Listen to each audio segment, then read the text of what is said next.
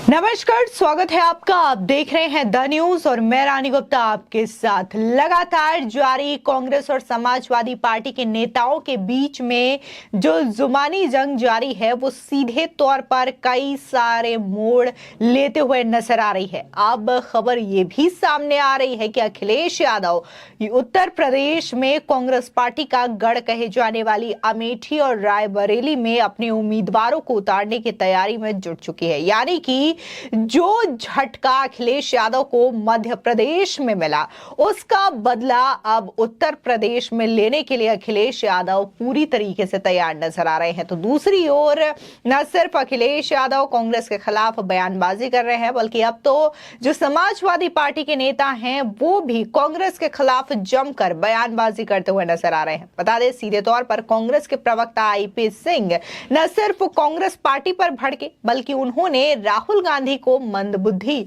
और पागल तक करार कर दिया।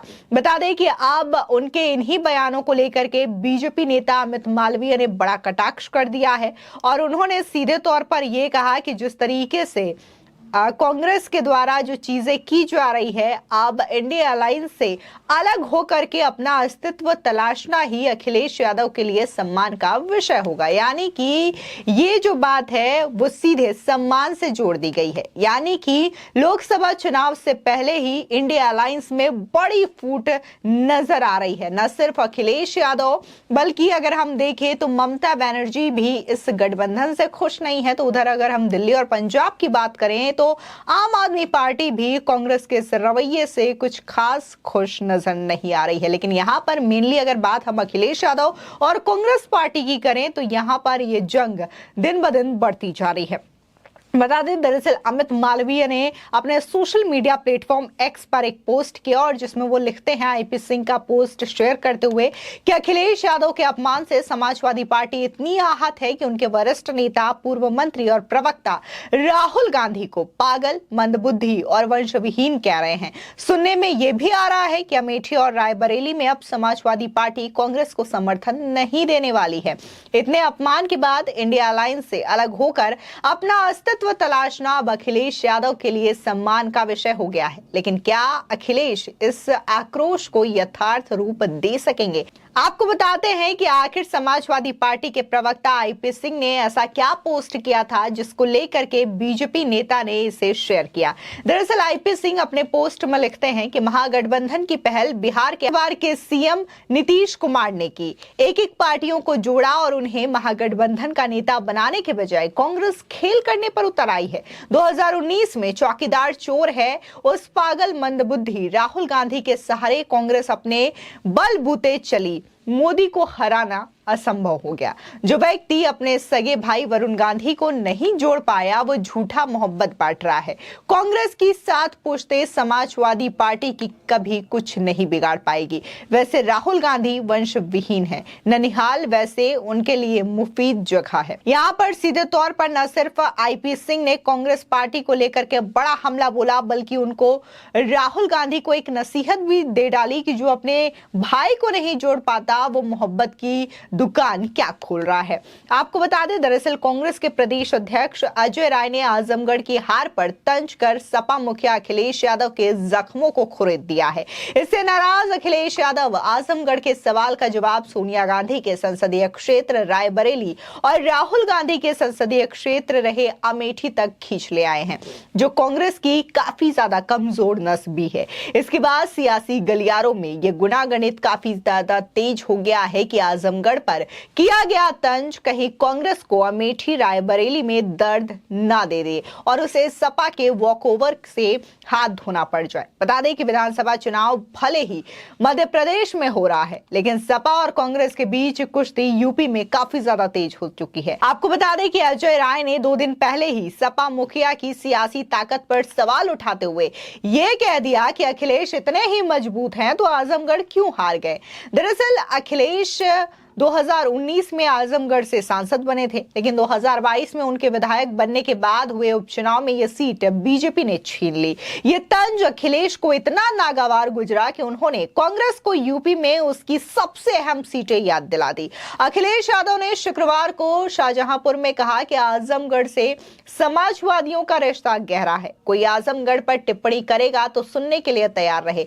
जो इमोशंस आजमगढ़ का समाजवादियों से है, वही इमोशन कांग्रेसियों का अमेठी और रायबरेली से हो सकता है। इसलिए आजमगढ़ पर टिप्पणी करने से पहले सोचना चाहिए।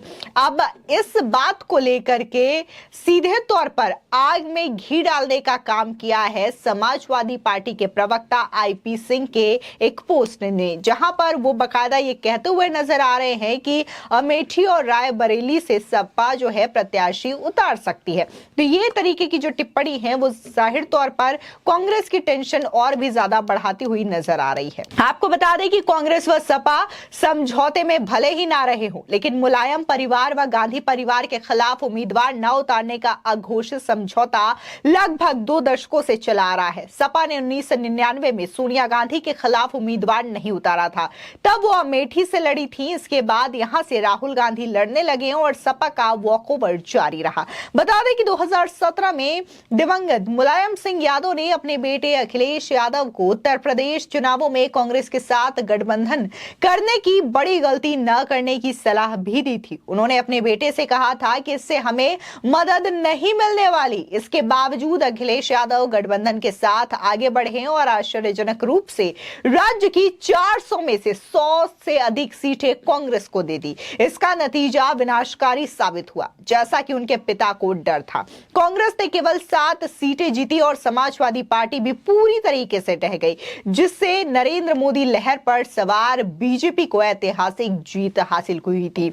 यानी कि कांग्रेस के साथ गठबंधन करना कितना ज्यादा नुकसानदेह है, इसकी भविष्यवाणी पहले ही 2017 में जो है मुलायम सिंह यादव ने कर रखी थी और बाकायदा उन्होंने अपने बेटे को यह हिदायत भी दी थी कि वो कांग्रेस के साथ विधानसभा चुनावों में गठबंधन ना करे। लेकिन इसके बावजूद अखिलेश यादव ने यह गठबंधन किया और बुरी तरीके से समाजवादी पार्टी को हार का सामना उत्तर प्रदेश में करना पड़ा। ऐसे में सवाल ये उठ रहा है कि क्या अब एक बार फिर से अखिलेश यादव को नेताजी की पुरानी नसीहत याद आ चुकी है, जिसकी वजह से वो एक के बाद एक कांग्रेस पार्टी पर करारा वार करते हुए नजर आ रहे हैं। न सिर्फ उन्होंने अमेठी और रायबरेली को लेकर के बड़ी बात कही है, बल्कि उन्होंने सीधे तौर पर कांग्रेस के नेताओं को यह तक कह दिया है कि कांग्रेस आलाकमान जो है वो समाजवादी पार्टी के नेताओं पर अपने चुरकुट नेताओं की बयानबाजी को रोके। इस तरीके के शब्दों का इस्तेमाल लगातार किया जा रहा है और जिस तरीके से अगर हम समाजवादी पार्टी के प्रवक्ता की बात करें तो उन्होंने तो बकायदा राहुल गांधी को पागल और मंदबुद्धि भी करार दे दिया और कहा कि 2019 में उन्हीं की वजह से ही हार का सामना करना पड़ा था नरेंद्र मोदी सरकार के खिलाफ।